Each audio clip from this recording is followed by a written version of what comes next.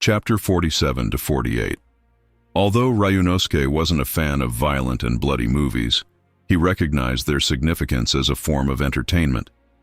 He believed that these types of films, including horror, war, disaster, and adventure movies, all shared a common obsession with depicting human death.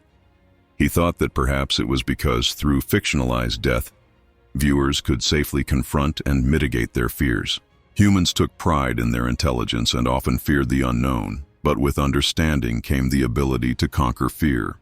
However, death was one thing that could never truly be understood while alive. So, helpless humans could only try to understand the nature of death by observing others' deaths and simulating the experience. In civilized societies, human life was highly respected, and death was often only experienced through fictional means. But in war-torn regions, where death was a constant reality, people did not seek out horror movies for entertainment. Similarly, fictional entertainment could play a role in helping people understand and overcome the misfortunes of life, such as physical pain and mental pressure.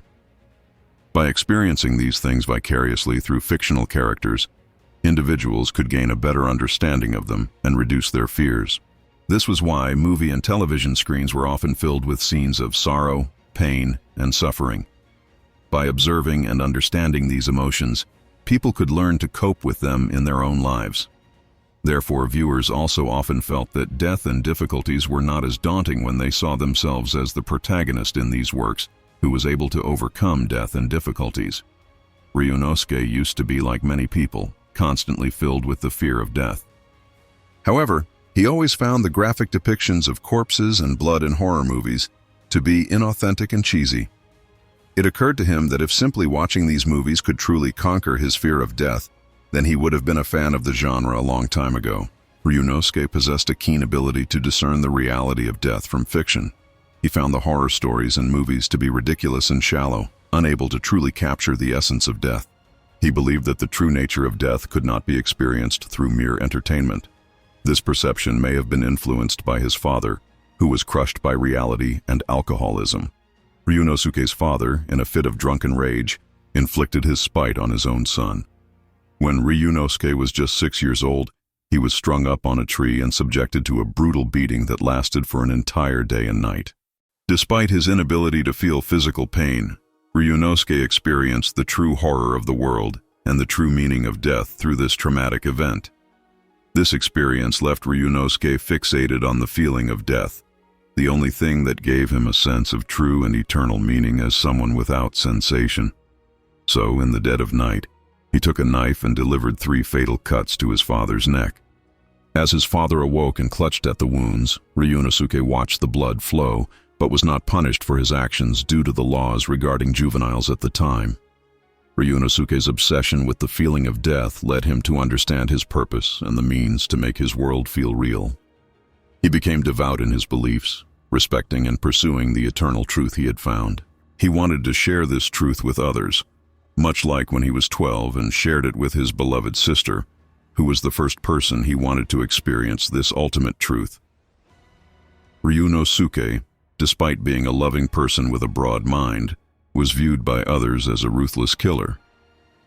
Strangely enough, he took pride in this perception, seeing it as the ultimate compliment.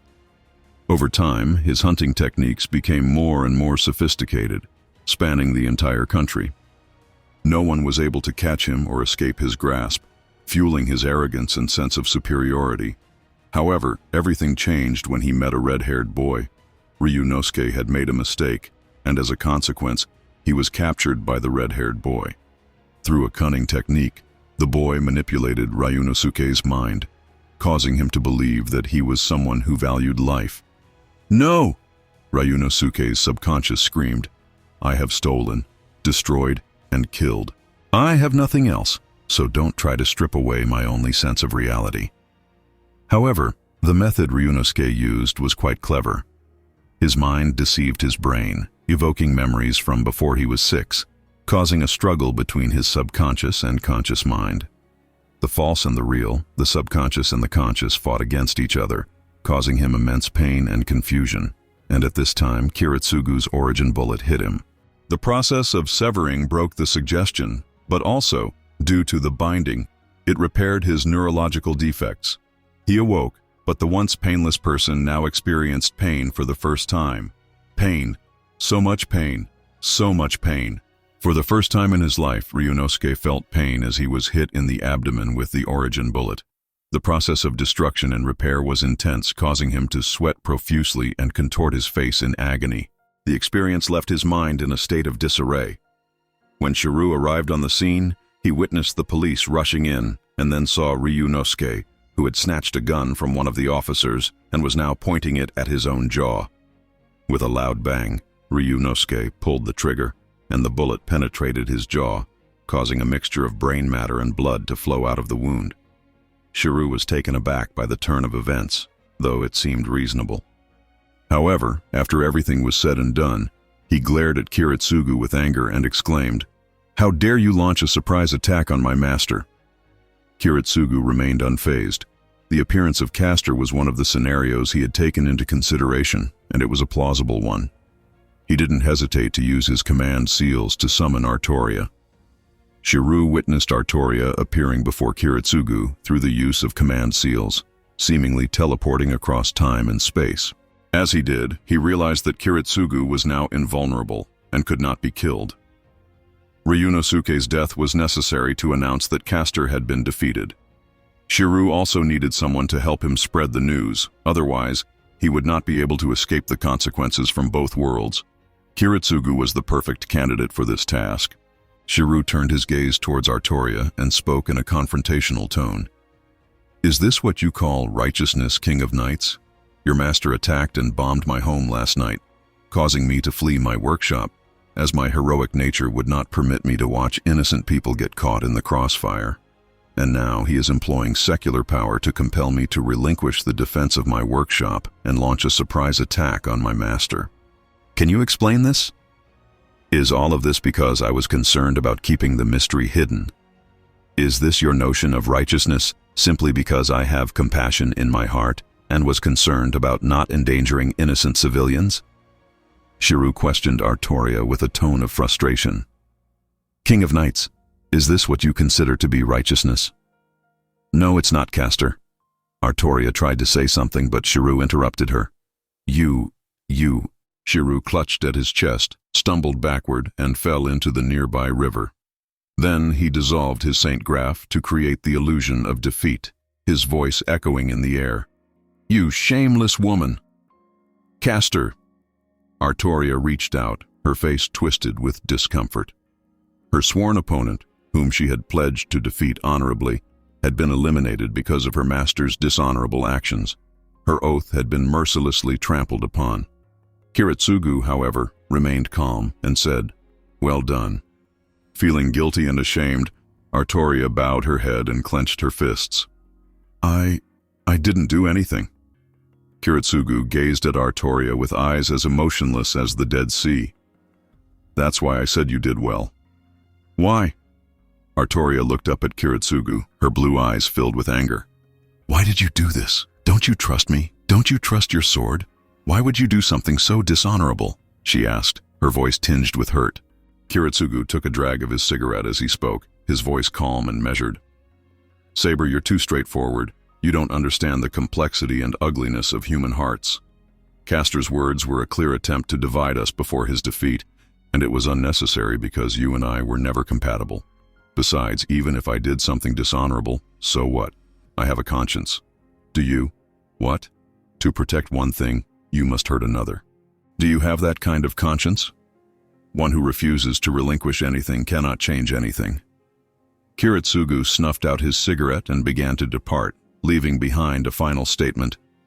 "I don't disapprove of your principles, but they impede my mission. If you're not willing to sacrifice everything and hurt anyone, then just live your life. Let me handle the rest." The master spoke in a manner that was completely dismissive of the servant's words.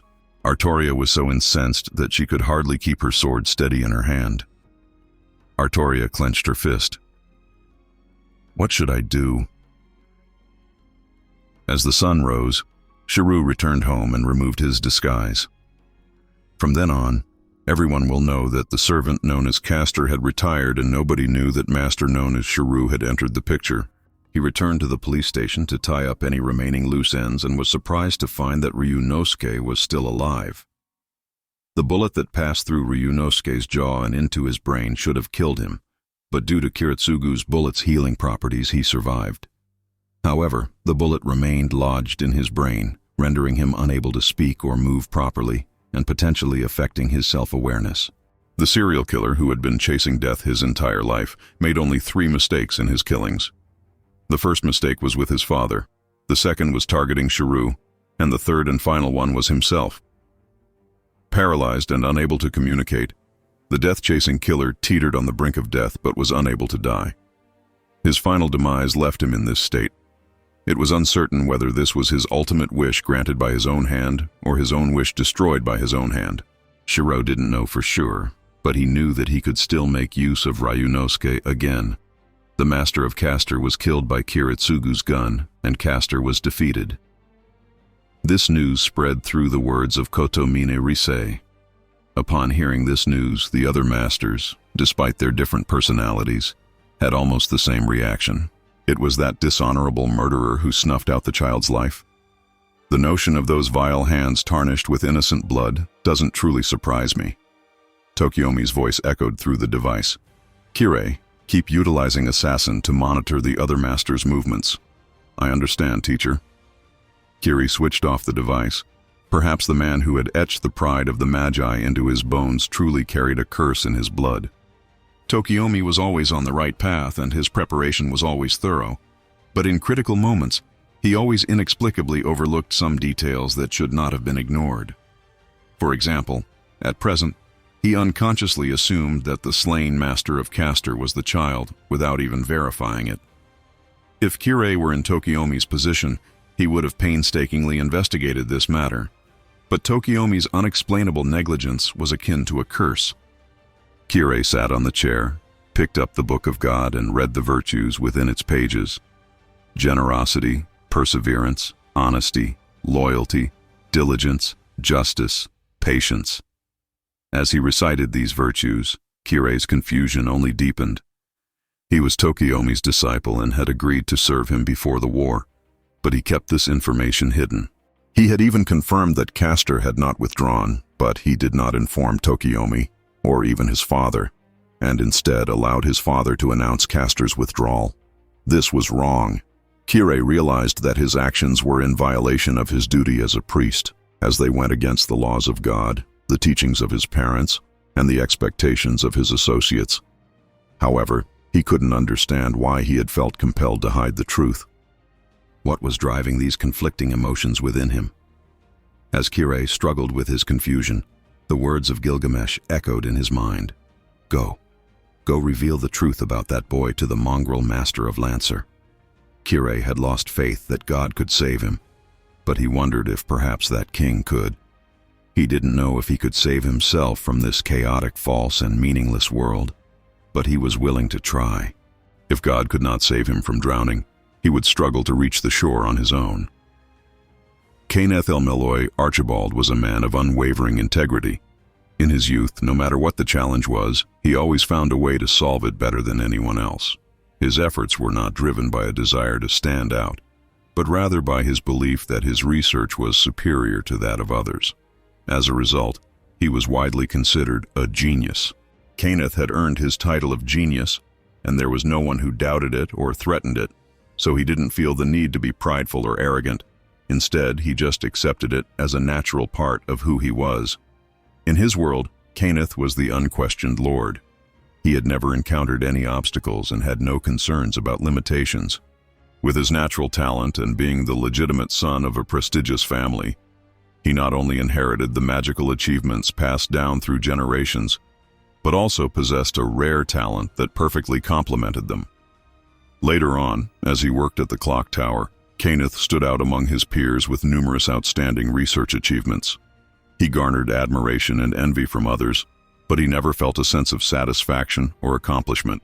For Kenneth, it was just an inevitable result of his life. Kenneth's talents and achievements led him to easily become one of the 12 lords of the clock tower, the leader of the Elmeloy faction, and the head of the Archibald family. Furthermore, he was betrothed to Sola Uinwadare Sophia Ri, the daughter of his mentor. Kenneth's life was one of talent and privilege, without any obstacles or setbacks. He was born to be envied by mortals. This was true in the past, and would be true in the future. It was a sacred and unchangeable lifestyle that Kenneth took for granted. Therefore, if there were any rare and almost impossible accidents that disrupted this order, it was chaos that he couldn't tolerate and an insult to his honor. Waver Velvet, a detestable thief, stole the holy relic of the conqueror king that was prepared by him. Despite being a member of the aristocratic faction, Kenneth was surprised to discover that his student had developed a heretical idea that denies the theory of bloodline superiority. If not for his noble family background, Kenneth would have suspected Waver Velvet to be some kind of troublemaker sent by rival lords to disrupt the aristocratic faction. Kenneth realized that if the information in Waver's thesis were to be made public, it would likely lead to his death at the hands of the aristocratic faction.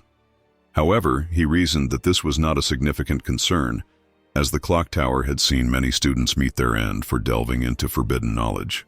Despite this, Kenneth knew that publishing the thesis under his own name would attract unwanted attention and suspicion from other aristocratic families and would ultimately harm his reputation. Thus, he resolved to destroy the thesis, which also incidentally saved the student's life. However, the student did not stop there, as he also stole Kenneth's relic and used it to summon the Conqueror King to participate in the Holy Grail War.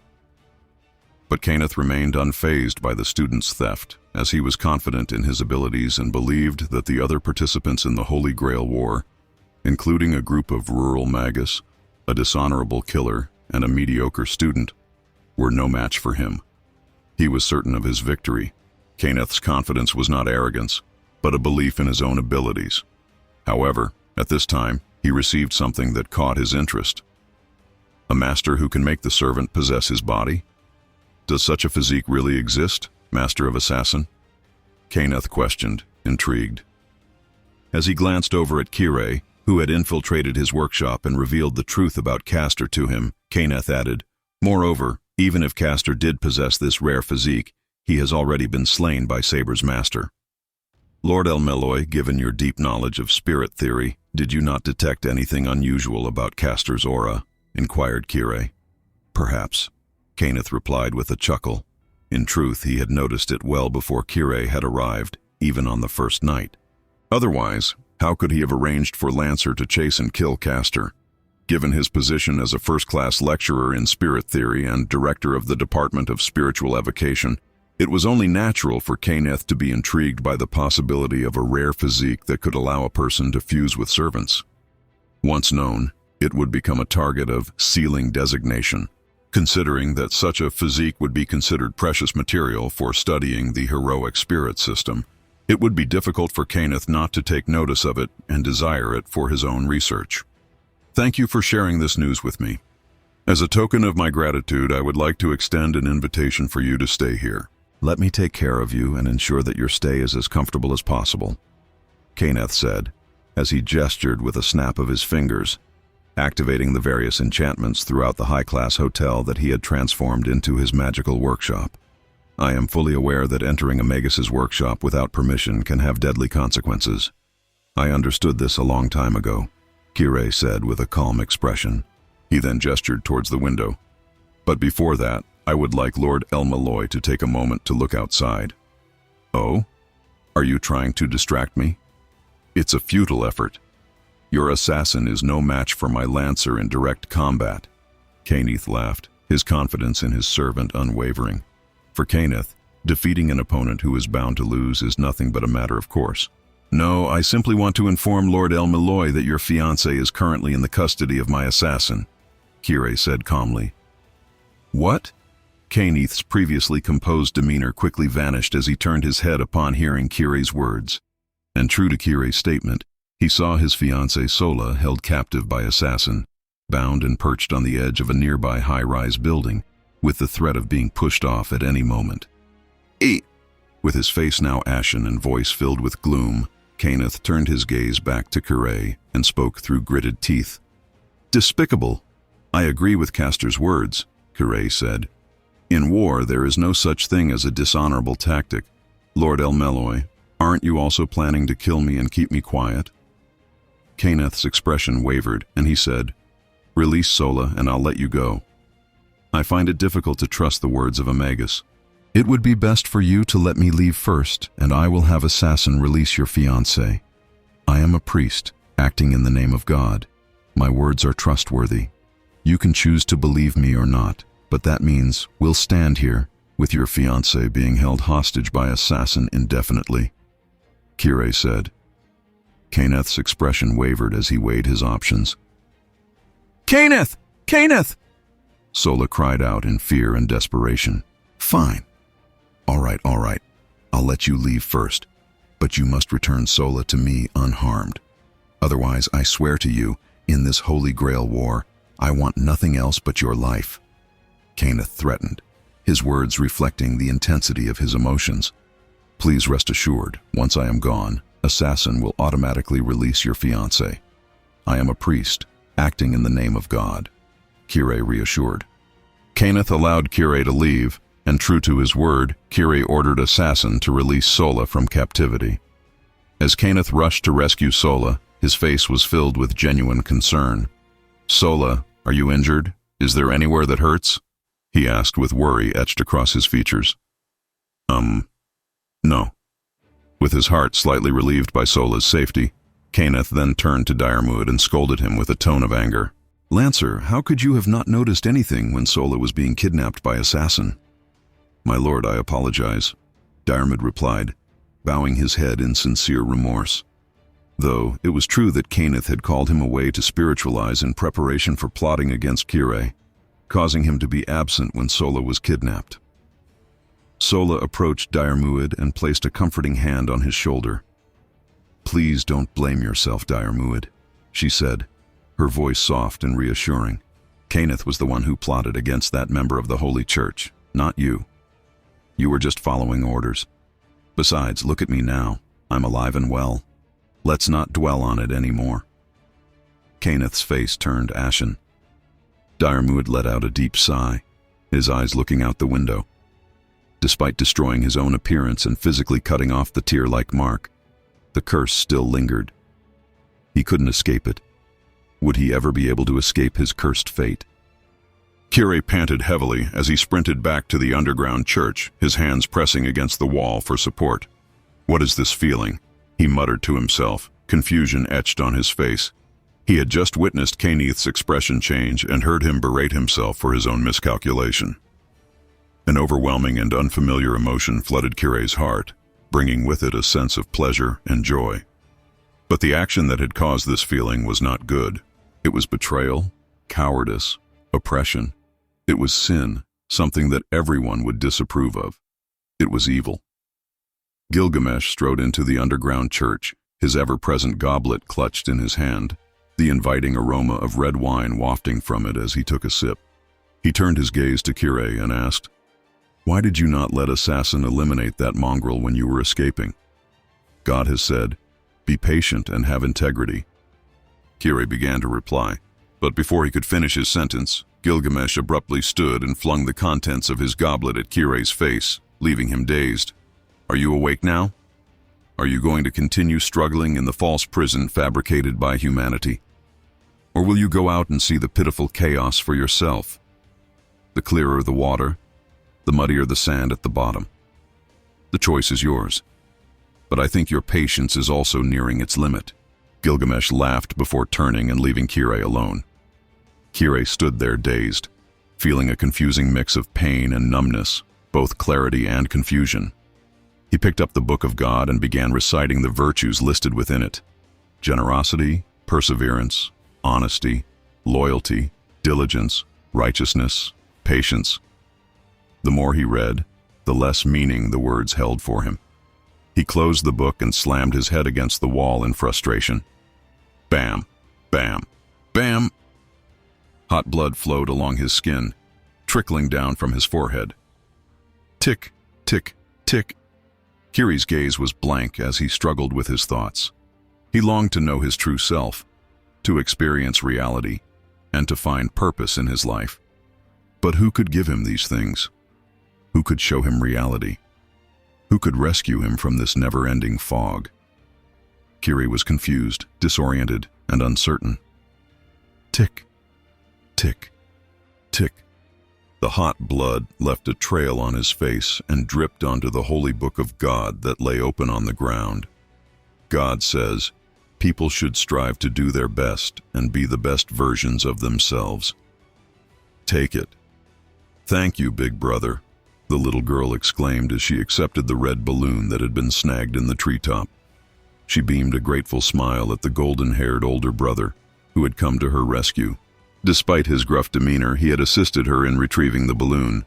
He was a genuinely kind older brother. Gilgamesh, dressed in casual attire, walked away, but then turned back and gestured towards the red balloon, making a playful pong noise. Pop! The balloon burst,